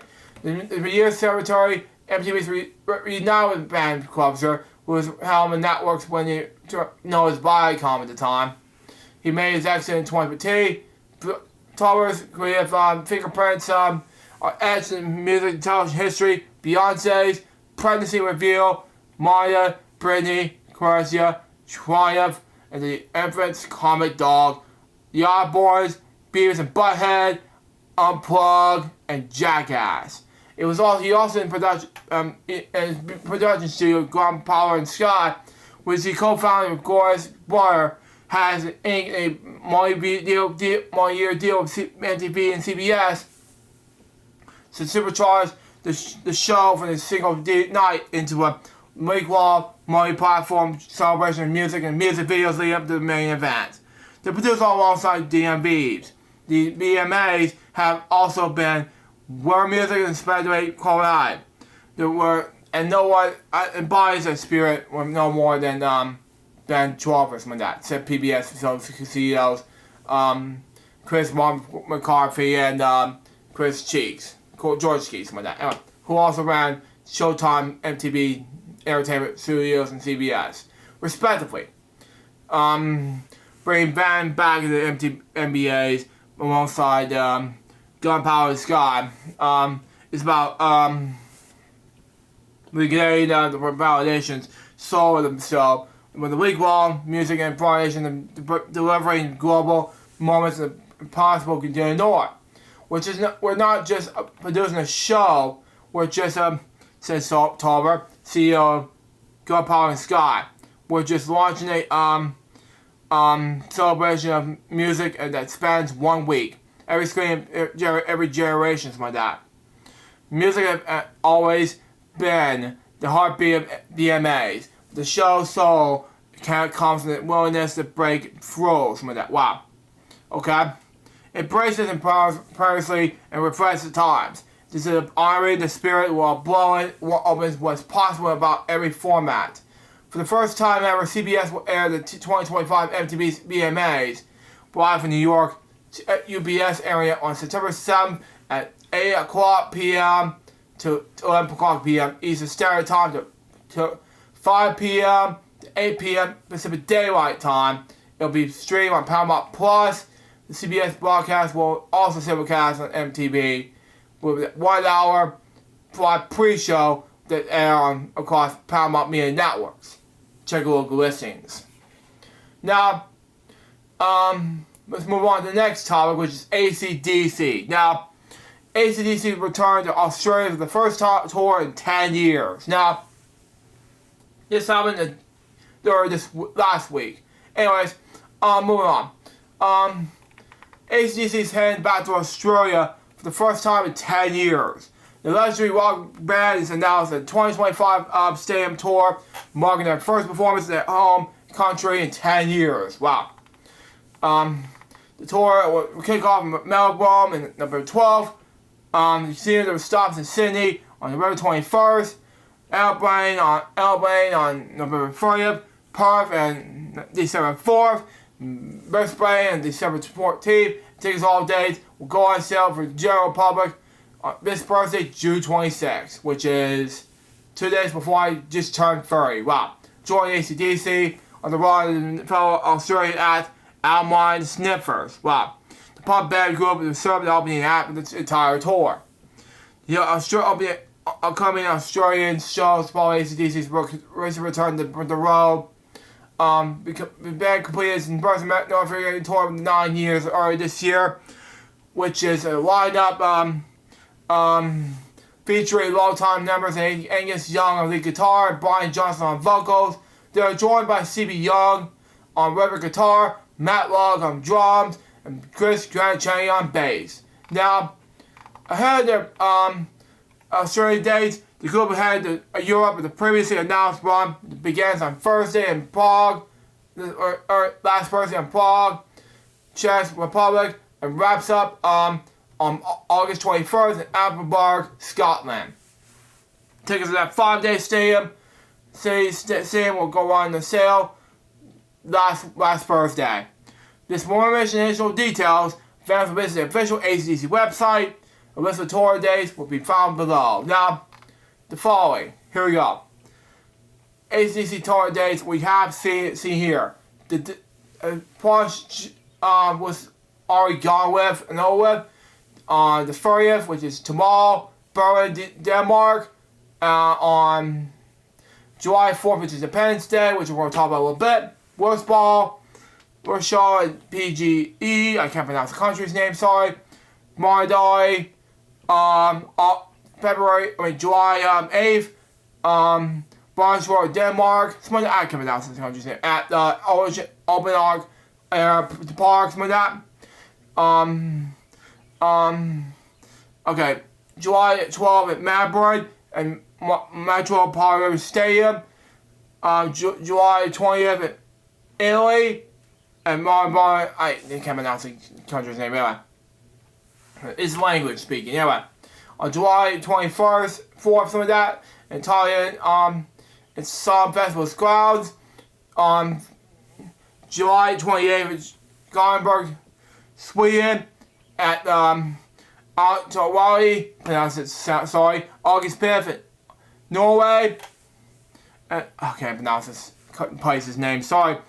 I can't pronounce the name, sorry. August 9th at Paris, France, and Salle de France.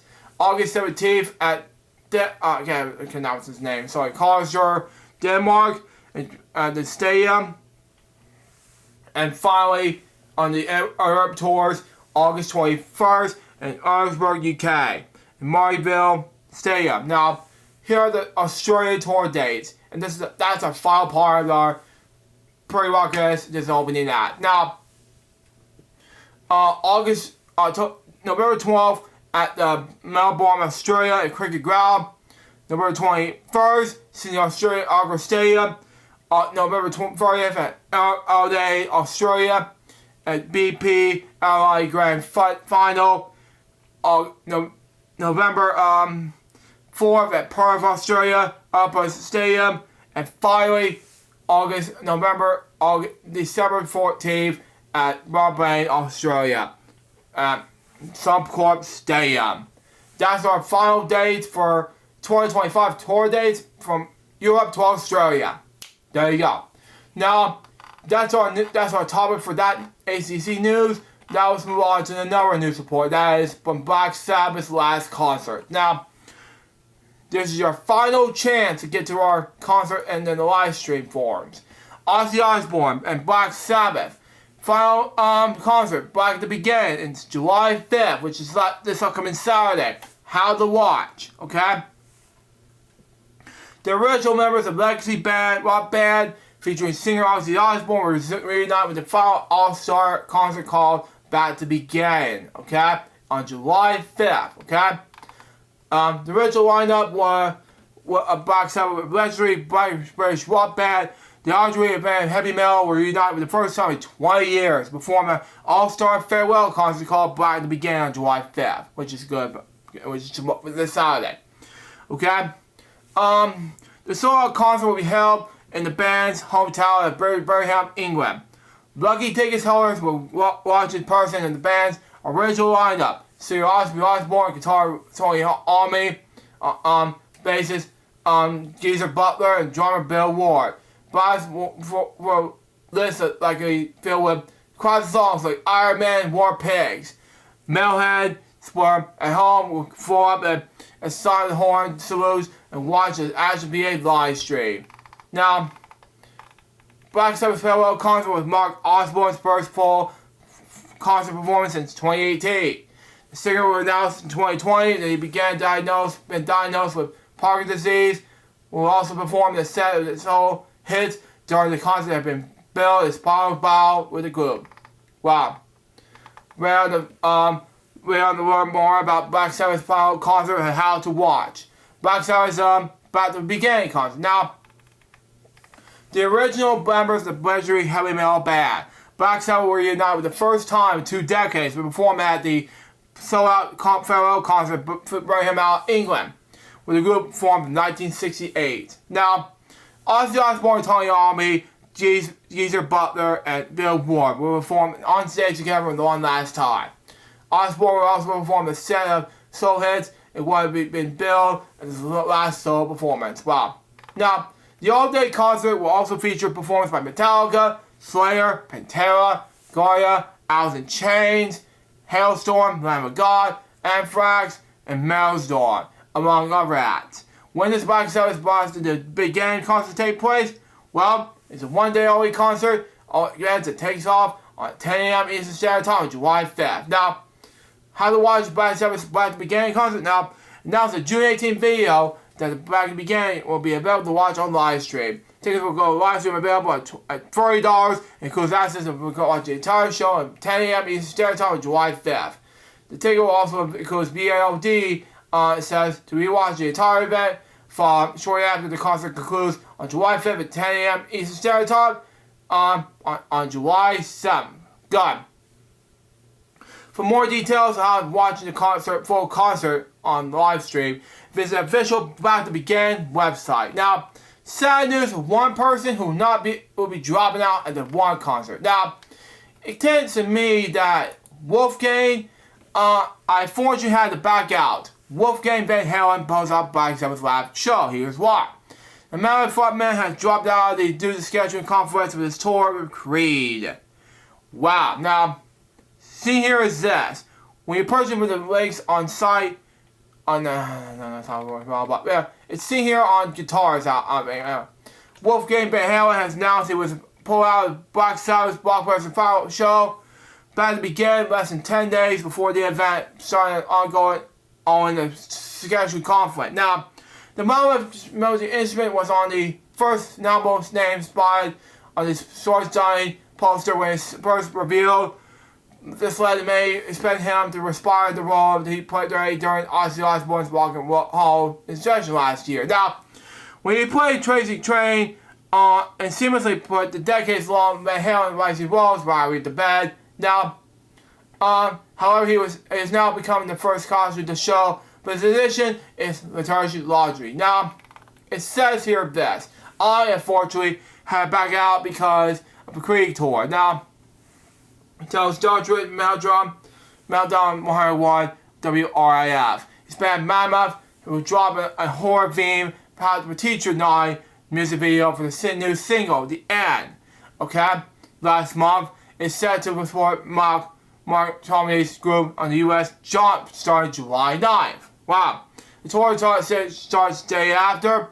I want to be able to pull it off. Unfortunately, he continues. I was very excited to watch it, but I unfortunately had to back out. The good news is Tom Mario, whose country the event, who's the hopes of crazy heavy metal history. As about it, the virus talent the chose for the fill in the spot. It seems unlikely that he's looked for behind it and his all-star bill for a replacement. Wow, this is sad.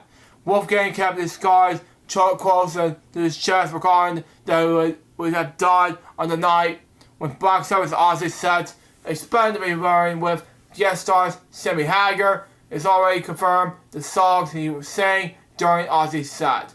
One Ozzy will handle, while J.E. Lee the set to play with Ozzy for the first time in nearly 4 years. Said the show could have gone without his involvement. That's what it said here. Yeah, that was unfortunate, Wolfgang. So, that's the original poster seen here. That was unfortunate. So, there you go.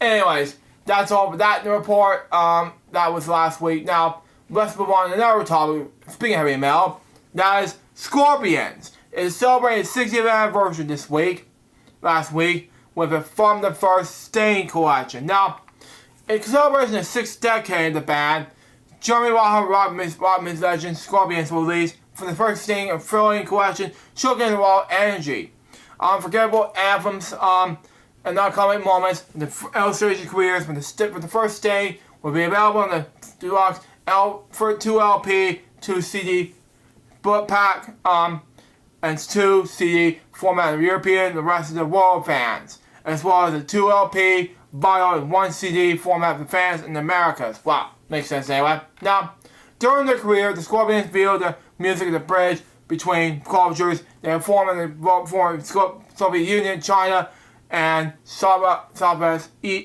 Asia, thereby fostering international standing. Commercially, the band are one of the best selling hard rock and heavy metal bands of all time, with over 120 million albums sales of their name.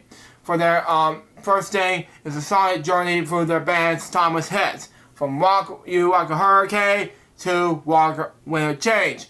Scorpions involving was while honoring the spirits of the classic sound. From the first thing featuring 2 previously unreleased tracks. This is My Song and Still Loving You, the later which featured British rock violinist Vanessa May. For European and rest of the world fans come out in a carefully crafted 2 LP, core vinyl, and 2 CD 40-page deluxe edition short book pack, freshly illustrated in the industry, influencing the pottery masters in the genre. Perfect the die-hard fans and newcomers alike for the first thing to discover the Scorpion experience. First arrived through 60 years of hard-hitting, hard-powered rock that continues to leave their mark on the world. 2 LP and 1 CD track listing. Now, here are his balls. In search of a peace of mind is number 1. 2 is This Is My Song, number 2. 3 is Speed is Common. 4 is Entranced by Picture by. 6 is The Cell Corn. 7 is Top of the Bill Live on stage. 8 is Always Somewhere. 9 is The Zoo. 10 is With No One Like You. 10 is Not Like You. 11 is Rocky Like Hurricane. 12 is Big and City Night. 13 is When When's a Change. 14 is Still Loving You featuring Best of May. 15 is Humanity. And 16 is Walk Forever. Believer, something like that. And bonus tracks, Susie listening, CD number 1. That's CD number 1. Now, I have.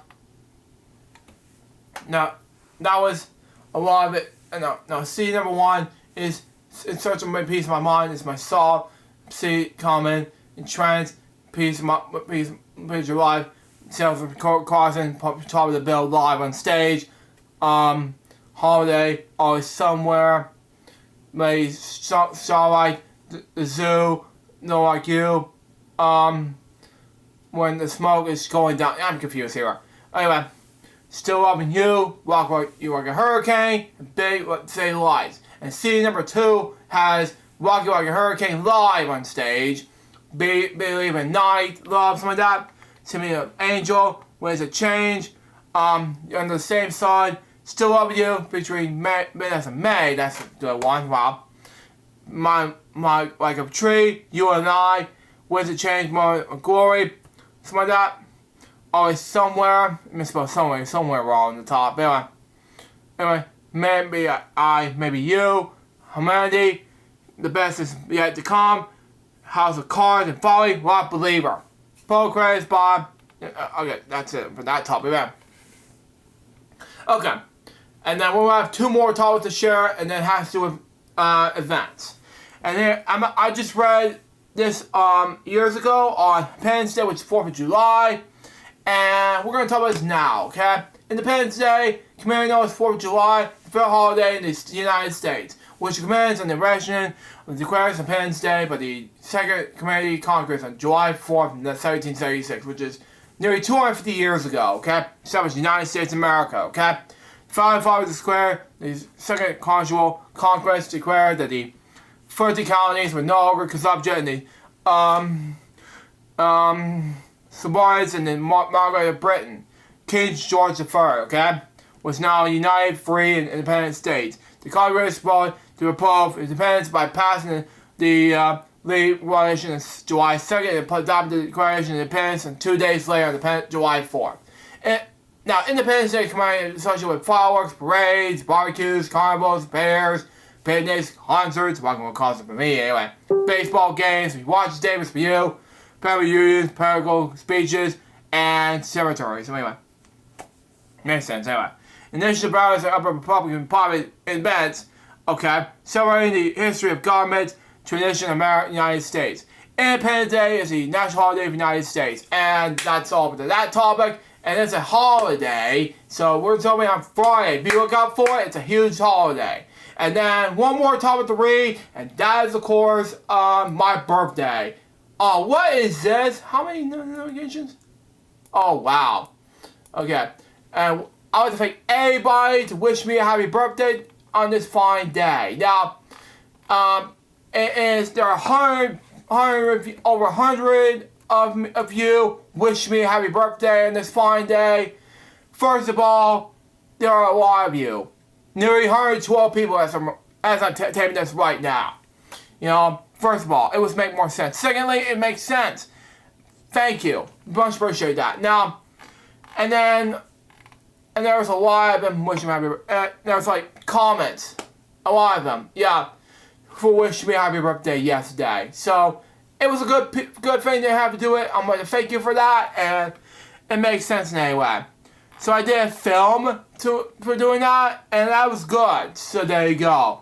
And I did have a great time at the party. So there you go on that. I have like a lot of people enjoy doing the bowling, and Miss Jamie took the pictures and photos, and it was great fun, no less. If you watch this, Sydney, Lillian,